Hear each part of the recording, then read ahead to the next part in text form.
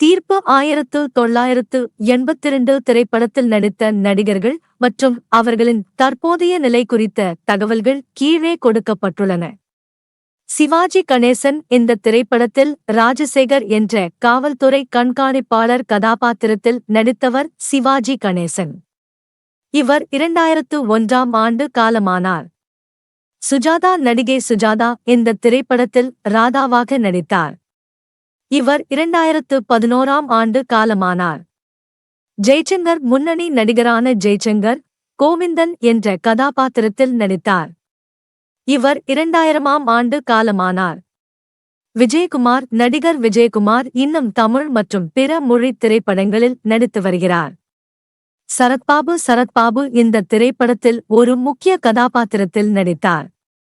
இவர் 2023ஆம் ஆண்டு காலமானார். மனோரமா ஆச்சி மனோரமா என்று அன்போடு அழைக்கப்பட்ட மனோரமா இந்த திரைப்படத்தில் நகைச்சுவை கதாபாத்திரத்தில் நடித்தார். இவர் 2015ஆம் ஆண்டு காலமானார். சில்க் ஸ்மிதா இந்த திரைப்படத்தில் காமினி என்ற கதாபாத்திரத்தில் நடித்தார்.